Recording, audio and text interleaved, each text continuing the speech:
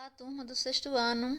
Aqui é a professora Patrícia e estou aqui para darmos continuidade à nossa aula de ciências, que tem como tema a organização do corpo humano. Essa é a nossa aula 2, tá? Vamos continuar.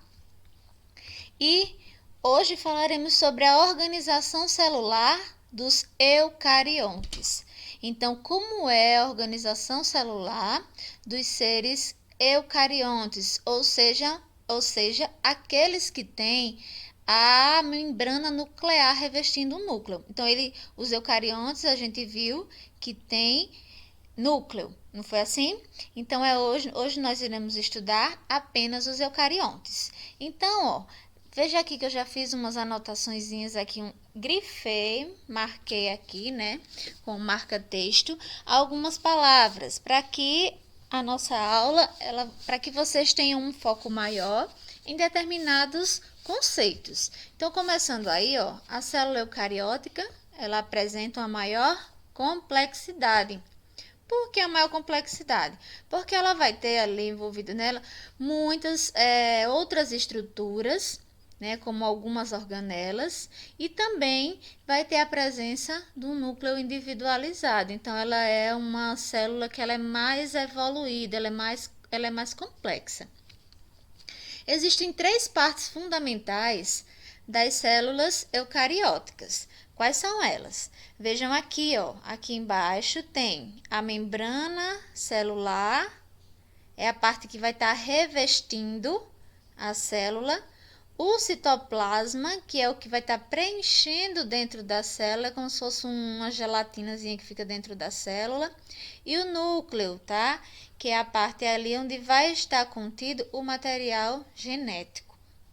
Agora, nesse slide, vem falando aqui sobre a membrana plasmática. Então, é a primeira parte que nós vamos estudar sobre a composição, as estruturas de uma célula, sobre as partes dela. Então, veja aqui, que a membrana plasmática, que tem um desenho mostrando a vocês como é a composição dela. Então, ela mede aí de 6 a 10 nanômetros, né? Lembra aí, a gente viu na aula anterior essa unidade de medida. E ela tem uma estrutura lipoproteica. O que significa lipoproteica? Deixa eu só pegar aqui o marca-texto para destacar essa palavrinha aqui, que também é muito importante.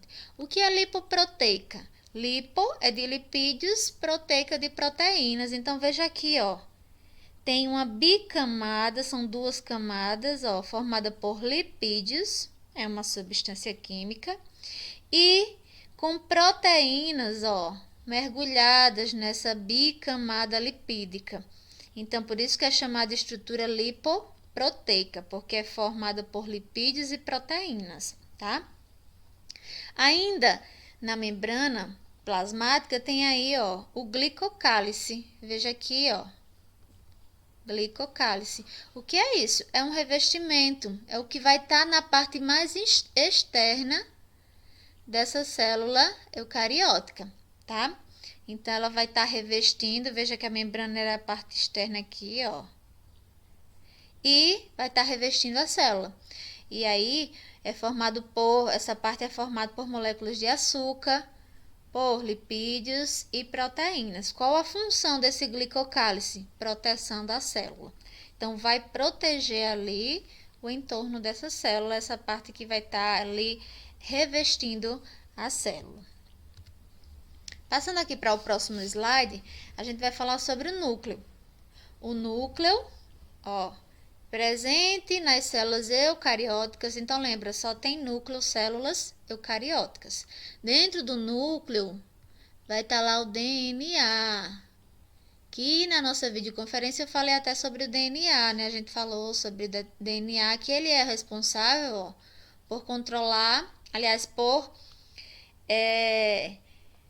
transmitir as características hereditárias. Então, dentro lá no DNA vai estar os genes. Os genes é que vão ser os responsáveis por transmitir as características, de pai para filho, tá? Então, qual é a função do núcleo? Ele controla todas as atividades celulares, inclusive a divisão celular. Então, quando a célula ela começa a se dividir, Porque a gente consegue crescer porque as nossas células elas estão ali se dividindo constantemente. Então, a gente consegue aumentar o tamanho porque está aumentando o número de células. Então, isso é através da divisão celular. Onde é que é responsável por isso na célula? Lá dentro do núcleo, tá?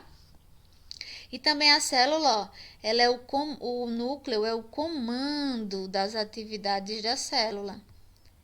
Então, no nosso organismo, por exemplo, o nosso cérebro é que vai estar comandando os outros órgãos do nosso corpo. Aqui dentro da célula, o núcleo é como se fosse o cérebro da célula, tá? Mais abaixo fala aí sobre o citoplasma. Então, olha aqui. O citoplasma, em células procarióticas, compreende todo o espaço delimitado pela membrana plasmática. Então, dentro de uma célula procariótica, que é aquela que não tem núcleo, vai estar todo preenchido pelo citoplasma. Já nas células eucarióticas, já não acontece assim, porque já vai ter um núcleo.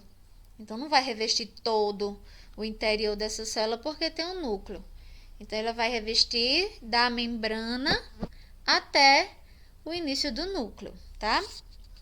Dentro da célula vai estar. Aí, veja aqui, ó. Aqui um exemplo de uma representação do núcleo celular. Aí tem a parte mais externa, que é o envoltório nuclear. O nucleolo, que é central lá no núcleo. E fora vão estar lá os cromossomos. São nesses cromossomos que vai estar o DNA e os genes, tá? Dentro desses cromossomos. É toda a nossa organização genética, que vai estar lá os genes que vai dar a coloração do nosso olho, a cor da nossa pele, a textura do nosso cabelo, todas as características que a gente tem. No citoplasma lá vai estar mergulhados organoides. O citoplasma é um material gelatinoso, tá?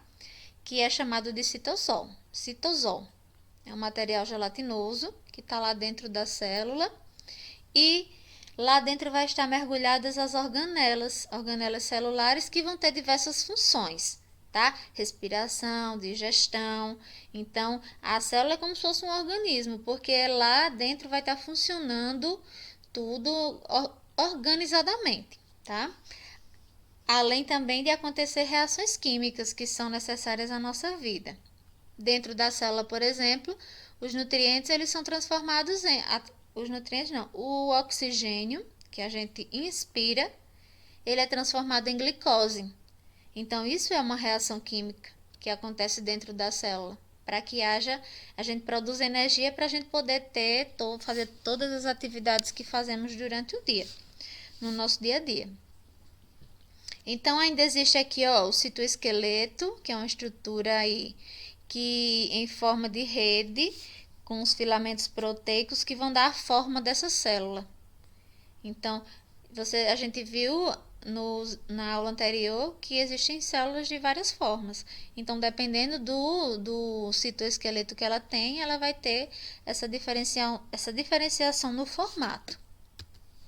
Vejam aqui, ó, a célula animal. Aqui é o exemplo de uma célula animal, tá? Veja que não tem a parede celulósica por fora, só tem membrana plasmática. Então, se não tem a parede, então aqui é uma célula animal, aqui tem parede celulósica, que é a célula vegetal. Ó, tem aqui fora a membrana, veja aqui, ó, essa partezinha membrana. Deixa eu botar uma setinha aqui, membrana. Tem aqui, ó, o citoplasma. Tudo que tá aqui dentro, essa partezinha aqui, ó, mais esse marronzinho mais clarinho, tudo é citoplasma. Imaginem um ovo. Um ovo. A casca do ovo seria a membrana plasmática. A clara seria o citoplasma.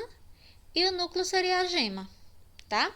Aí, além dessas partes, são as partes principais, tem as organelas dentro, ó. Veja que tem várias outras estruturas dentro. Veja aqui, ó, o retículo endoplasmático. Liso, porque existe o liso e existe o rugoso, tá? Esse aqui que tá mostrando aqui, que eu destaquei agora, é o liso. Qual é a função dele? Ele é responsável pela síntese de lipídios, carboidratos e hormônios, como a testosterona e o glicocorticoides.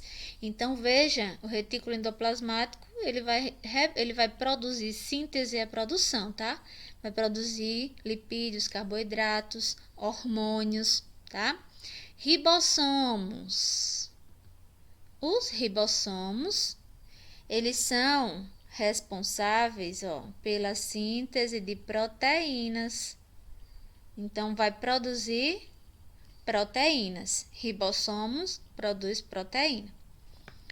Os lisossomos atuam na digestão, digestão intracelular. Então, ele tem enzimas que vão atuar fazendo essa digestão. Os centríolos. Os centríolos, eles são responsáveis pela divisão celular. Aqui, tá vendo? E também na formação de cílios e flagelos de algumas células, como por exemplo o espermatozoide. O espermatozoide é uma célula reprodutora masculina, que ela tem como se fosse uma caudazinha, um rabinho. Esse rabinho é chamado de flagelo, tá? Temos aqui também o complexo golgiense. Olha aí, que eu dei uma ratadinha. Aqui, pronto. O complexo golgiense. O que é o complexo golgiense? São bolsas, que tem a função de armazenamento. Armazena substâncias que são produzidas lá no retículo endoplasmático. Então, o retículo endoplasmático, ele produz substâncias que são armazenadas no complexo golgiense. Tem aqui ainda, retículo endoplasmático granuloso. A gente viu o retículo endoplasmático liso e aqui o granuloso. Granuloso porque tem ribossomos aderidos à parede, essas bolinhas pretinhas aqui, Por isso que é chamado de granuloso.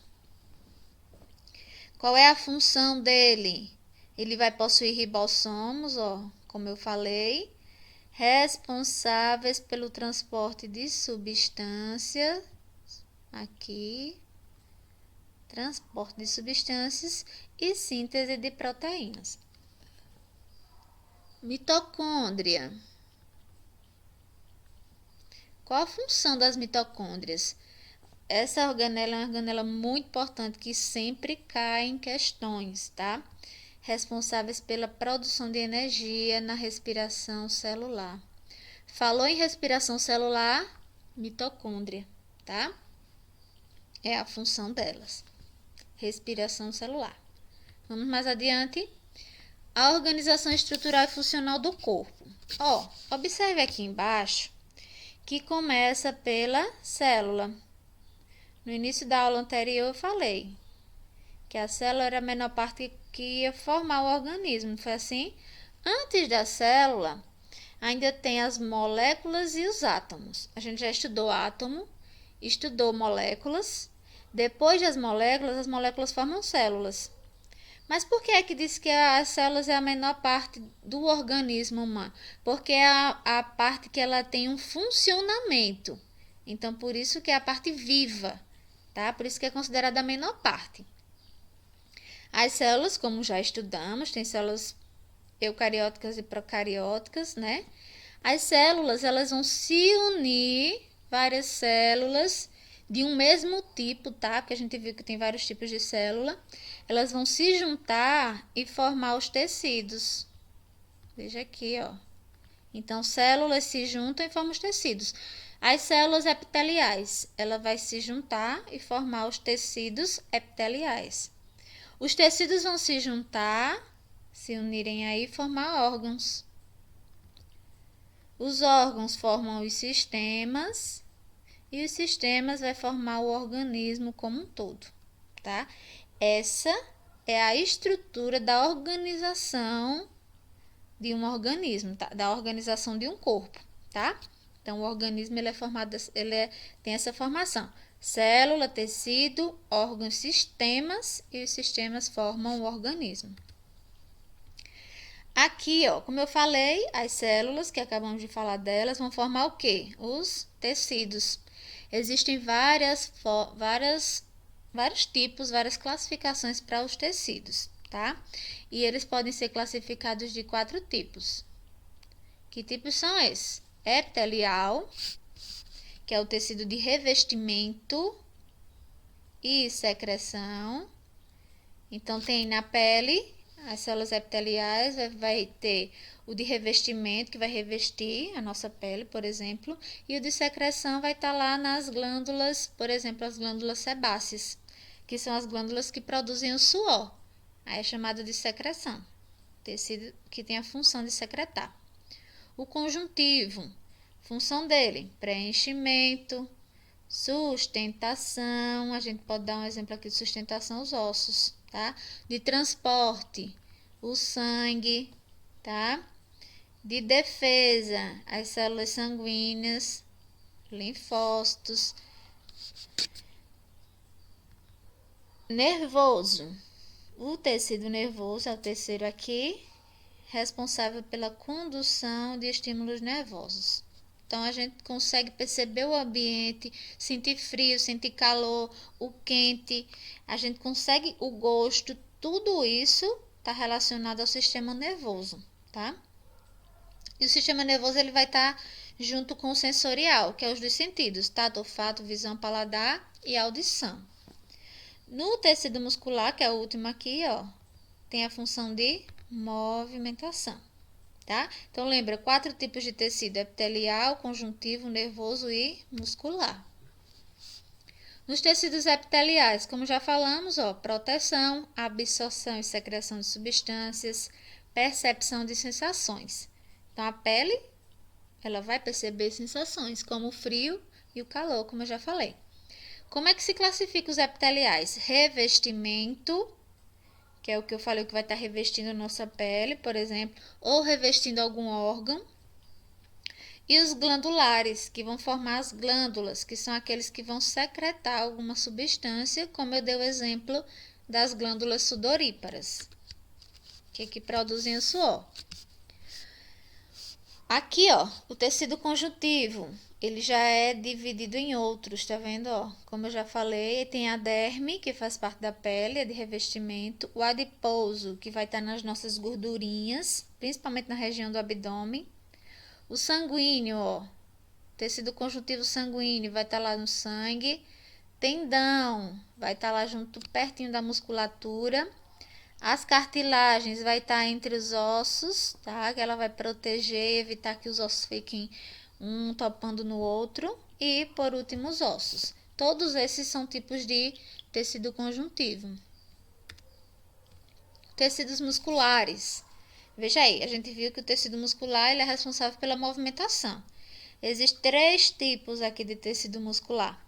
O estriado esquelético, que vai formar ali, é onde vai estar os músculos junto com o esqueleto.